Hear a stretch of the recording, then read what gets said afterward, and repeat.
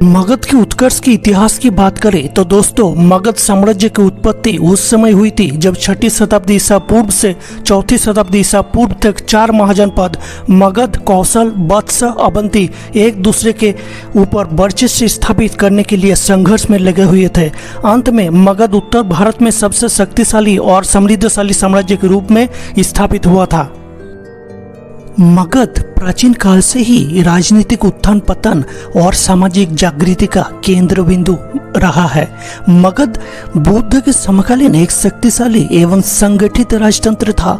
कालांतर में मगध का उत्तरोत्तर विकास होता गया और मगध का इतिहास संपूर्ण भारतवर्ष का इतिहास बन गया। मगध के उत्कर्ष में उसकी भौगोलिक स्थिति का महत्वपूर्ण योगदान था।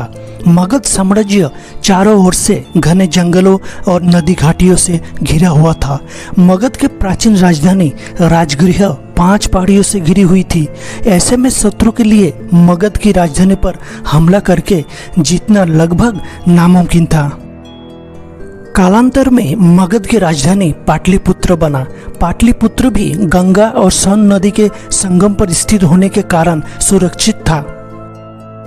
गंगा के तटीय क्षेत्र के समतल मैदानों की भूमि काफी उपजाऊ हुआ करती थी, जिसकी वजह से प्रचुर मात्रा में कृषि की उत्पादन होने लगा।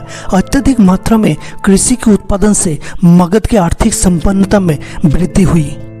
मगध के प्राचीन राजधानी राजगृह के निकट क्षेत्र में लोहे के कई भंडार थे, जिससे उनको हथियार बनाने के लिए पर्याप्त मात्रा में लोह पदार्थ मिल जाता था। लोहे के अलावा मगध में तांबे जैसे अन्य खनिज पदार्थ आसानी से उपलब्ध होने के कारण ये एक समृद्ध एवं शक्तिशाली राज्य बन गया था। कस्बों के उदय और धातु मुद्रा के उपयोग से मगध को आर्थिक वृद्धि हुई और इस दौरान उत्तर पूर्व भारत में व्यापार और वाणिज्य में भी वृद्धि हुई। दोस्तों, मगध साम्राज्य के संस्थापक जरासंध और बृहद्रथ थे, लेकिन इसका विकास हर्यंक वंश के समय शुरू हुआ था, जबकि इसका विस्तार शिशुनाग नंद वंश के समय हुआ था। अंत में मौर्य वंश के शासनकाल में मगध साम्राज्य अपने सर्वोच्च मुकाम पर पहुंच गए। 544 ईसा पूर्व में बिंबिसार ने बृहद्रथ को हराकर अंग राज्य को मगध में शामिल कर लिया और हर्यंक वंश का स्थापना की। इतिहास में बिंबिसार को श्रेणिक नाम से भी पारित किया गया है। इतिहास में बिंबिसार की प्रसिद्धि इसीलिए है कि उसने वैवाहिक संबंध स्थापन करके अपना साम्राज्य का विस्तार किया था। उन्होंने पहला विवाह कौशल की राजकुमारी और प्रसेनजीत की बहन महाकौशल देवी से किया था, जिसके फलस्वरूप दहेज में काशी का प्रांत प्राप्त हुआ। दूसरा विवाह लिच्छवी की राजकुमारी चेलना से हुई थी और बिंबिसार और चेलना के पुत्र अजातशत्रु का जन्म हुआ।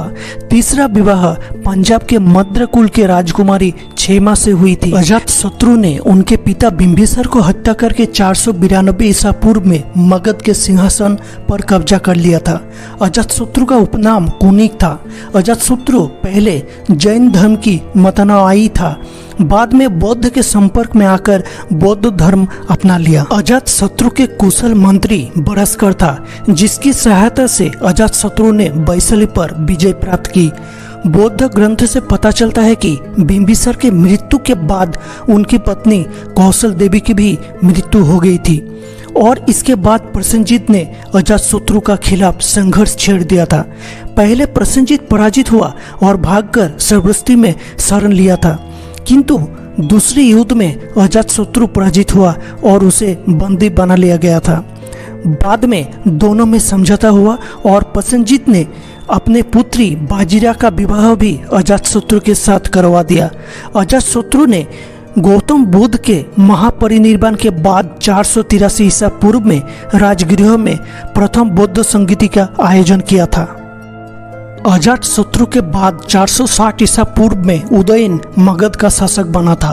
उदयन गंगा, सोन और गंडक नदी के संगम पर पाटलिपुत्र नगर की स्थापना की और मगध की राजधानी राजगृह से पाटलिपुत्र स्थानांतरित किया था। उदयन का पुत्र नागदशक हर्यंक वंश का अंतिम शासक था, लेकिन नाग दशक के शासनकाल में शासन तंत्र शिथिलता के कारण जनता में आक्रोश फैल गई और इसके बाद शिशुनाग 412 ईसा पूर्व में मगध के शासक बना था। शिशुनाग नाग दशक के सेनापति था। शिशुनाग ने मगध से बंगाल की सीमा से मालवा तक विशाल भूभाग पर अधिकार कर लिया था। शिशुनाग ने सर्वप्रथम अपने प्रबल प्रतिद्वंदी अवंती को मगध से मिलाया और इसके बाद वत्स को भी मगध में मिला दिया। इस विलय से पाटलिपुत्र को पश्चिमी देशों से व्यापारिक मार्ग के लिए रास्ता खुल गया था। शिशुनाग ने अपनी राजधानी पाटलिपुत्र से हटाकर वैशाली में स्थापित की थी। शिशुनाग की उत्तराधिकारी कालाशोक 394 ईसा पूर्व में मगध के शासक बना था। पुराणों में कालाशोक को काकबर्न भी कहा गया है। कालाशोक ने अपनी राजधानी को फिर से पाटलिपुत्र में स्थापित किया और कालाशोक के समय में ही द्वितीय बौद्ध संगीति का आयोजन किया गया था। बाणभट्ट रचित हर्षचरित के अनुसार कालाशोक को राजधानी पाटलिपुत्र में घूमते समय महापद्मानंद नामक व्यक्ति ने चाकू मारकर हत्या कर दी थी। 366 ईसा पूर्व में कालाशोक की मृत्यु हो गई थी। महाबोधि वंश के अनुसार कालाशोक के 10 पुत्र थे जिन्होंने मगध में 22 वर्ष तक शासन किया था। शिशुनाग वंश की अंतिम राजा महानंदी थे और 344 ईसा पूर्व में शिशुनाग वंश का अंत हो गया और नंद वंश का उदय हुआ। नंद वंश का संस्थापक महापद्मनंद था। महापद्मनंद को एकराट और उग्रसेन नामों से भी जाना जाता है। उसने कौशल और कलिंग में विजय प्राप्त की थी। नंद वंश का अंतिम शासक धनानंद था। धनानंद के शासनकाल में भारत पर सिकंदर द्वारा आक्रमण किया गया था। सिकंदर के भारत से जाने के बाद मगध में अशांति और अव्यवस्था फैली। धनानंद एक लालची और धन संग्रही शासक था जिसे असीम शक्ति और संपत्ति के बावजूद वो जनता के विश्वास को नहीं जीत सका और महापद्मनंद ने एक दिन महान विद्वान ब्राह्मण चाणक्य को अपमानित किया था। 322 ईसा पूर्व में चंद्रगुप्त मौर्य ने अपने गुरु चाणक्य की कूटनीतिक सहायता से धनानंद की हत्या कर मौर्य वंश की नींव डाली थी।